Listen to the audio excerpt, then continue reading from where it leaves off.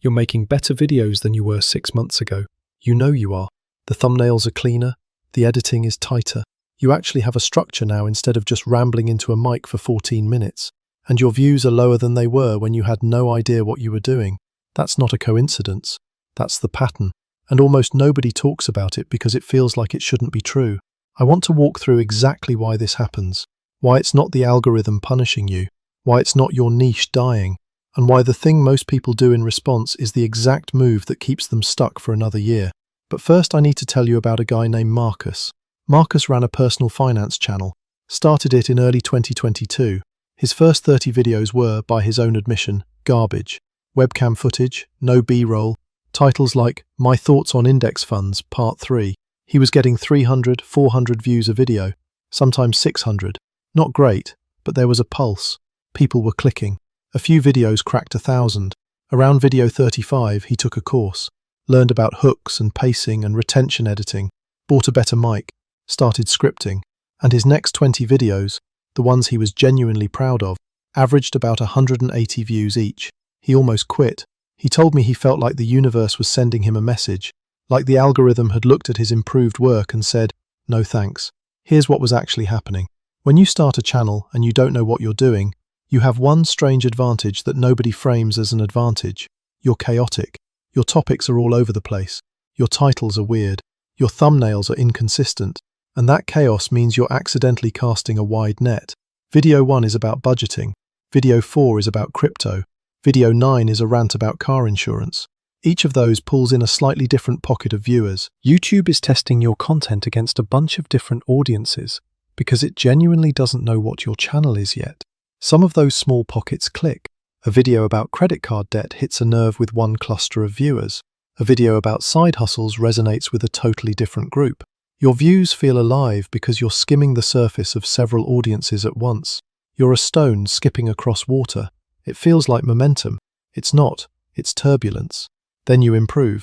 And here's what improvement actually looks like from the algorithm's perspective. You pick a lane. You get more specific. You start making videos that are clearly for a particular kind of viewer. Maybe it's young professionals trying to invest for the first time. Your content gets more coherent, more focused, more intentional. And YouTube responds by narrowing who it shows your videos to, not as punishment, as accuracy. You've given it a clearer signal, so it sends your content to a more defined group. And that defined group is smaller than the chaotic spray you were hitting before. Your views drop, not because the videos are worse, because the targeting got honest. This is the part where most creators panic, and the panic is where the real damage happens. Because when your views drop right after you've leveled up your craft, your brain does something brutal. It connects the improvement to the decline. You start thinking the old way was working. You start wondering if you should go back to the chaos, back to the random topics, back to the unscripted looseness. You start second-guessing every decision that made you better. I've watched this happen to dozens of people. The regression is almost always the same. They go back to casting a wide net. They abandon the niche. They start chasing trending topics again. And for a minute it feels like it works. Views bump up, just enough to confirm the bias. But now they've reset the clock. YouTube still doesn't know what their channel is. They're back to skipping across water, and 6 months later, they're in the exact same spot. Except now they're exhausted, and their channel is a mess of mixed signals. Let me give you the contrast that makes this clearer. Think of 2 coffee shops. The first one opens and serves coffee, smoothies, sandwiches, breakfast burritos, and also they do catering, and on weekends they sell candles. They get foot traffic because everyone walking by sees something that might be for them, feels busy, feels like it's working. The second coffee shop opens and serves only pour-over coffee, single origin, that's it. First month, it's quiet, way less foot traffic. The sandwich crowd doesn't stop in. The smoothie people walk right past. But the pour-over people? They start coming back. They tell friends. 3 months later, there's a line out the door every Saturday. A year later, the first shop has closed because it never built a real audience, and the second one is expanding. Your channel after you improve is the pour-over shop in month 1. It feels like failure. It's actually the first month of something that compounds. But I want to be honest about something, because I think the temptation here is to turn this into a simple patience sermon. Just keep going. Trust the process. The views will come. That's not wrong, but it's incomplete in a way that's almost dangerous. Because sometimes the views slow down, and it's not the narrowing effect. Sometimes you improved in a direction that doesn't actually serve the viewer. And this is the distinction that separates the people who push through this valley from the people who push through it and end up nowhere.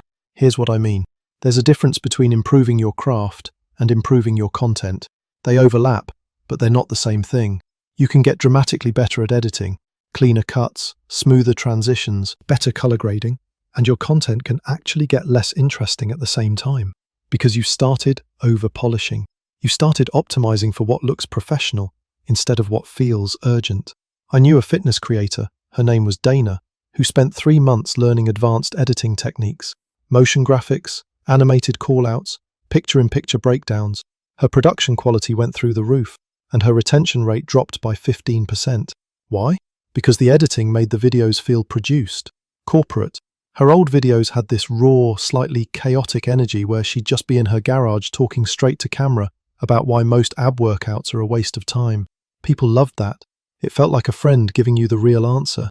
The polished version felt like a brand trying to sell you something. Dana's improvement was real. Her skills genuinely got better. But the skills she improved weren't the ones her audience was there for. They didn't want production value.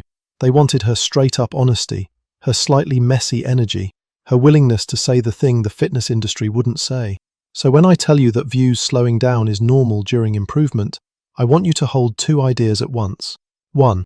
The narrowing effect is real and patience is warranted. 2. You should be ruthlessly honest about whether you improved the things that actually matter to the people you're trying to reach. The way you figure out which one is happening? Look at your click-through rate and your retention separately. Don't just look at views. If your click-through rate dropped but your retention stayed the same or went up, you're in the narrowing phase.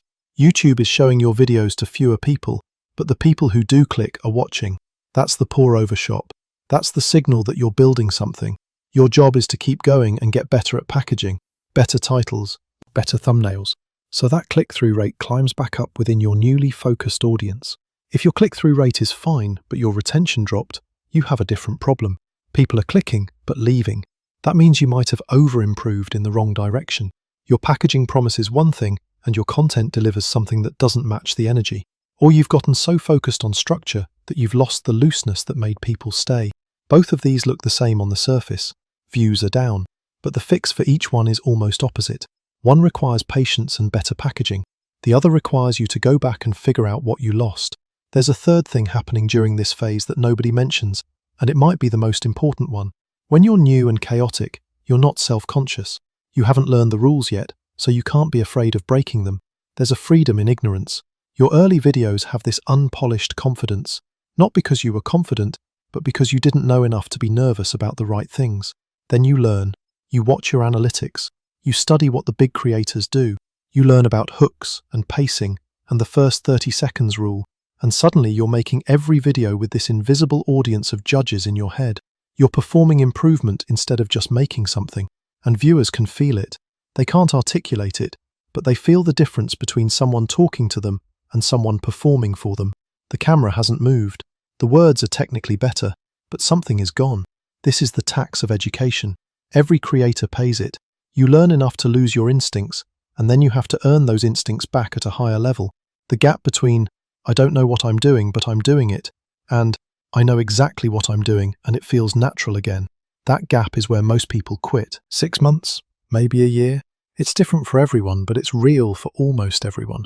The people who get through it do something specific. They stop trying to combine everything they've learned into every video. They pick one skill to be intentional about and let everything else be instinct.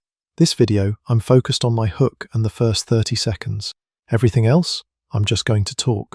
Next video, I'm focused on the pacing in the middle section. Everything else, autopilot. You can't optimize everything at once without sounding like you're optimizing everything at once. The viewer doesn't want to watch someone execute a framework. They want to watch someone who knows something they don't and is genuinely trying to share it. So here's where this leaves you. Your views slowed down. You got better and the numbers got worse. And every metric on your dashboard is telling you a story that contradicts what you know is true about your own growth. That tension between what you can see in your work and what the numbers reflect is one of the hardest things in creative work. Not the hardest technical thing, the hardest emotional thing. And the move that matters most right now isn't a strategy. It's a decision about what you're going to believe. You can believe the dashboard, You can take the view count at face value and conclude that improvement doesn't matter, that the algorithm is random, that you should just go back to doing whatever got a reaction before. A lot of people make that choice. It's the rational seeming choice, data-driven, sensible, or you can believe the work. You can look at your recent video and your video from 8 months ago and trust your own eyes. You can recognize that the numbers are lagging indicators of a channel that just went through a fundamental shift, and that lagging indicators, by definition, haven't caught up yet. Marcus, the personal finance guy, chose the work. He kept making videos for his narrower audience. He got better at titles and thumbnails specifically for the people he was actually trying to reach. Around video 60, something shifted. Not overnight, not dramatically. His views crept back up to where they'd been before, then past it, then meaningfully past it. By video 80, he was averaging 3,000 views. By video 100, he'd had 2 videos break 50,000. Same niche, same format, same guy. The only difference was that he stopped letting a temporary dip rewrite his whole strategy. The dip is real. The dip makes sense once you understand the mechanics. And the dip is where your channel becomes an actual channel, instead of a random collection of videos that happen to live in the same place. You're not doing something wrong, you're doing something different. And different takes a minute to work. Not forever. Not some vague, inspirational amount of time. A specific, finite window where the audience you're building hasn't fully assembled yet, but every video is a signal pulling them closer. The worst thing you can do is flinch. The second worst thing you can do is wait passively and call it patience. Real patience has a direction. It makes a video this week that's slightly better than last week's, for the same specific person, and it watches the retention curve instead of the view count. Your views slowed down because you got specific. Specific is slow before it's fast. That's not a consolation. That's just how it works.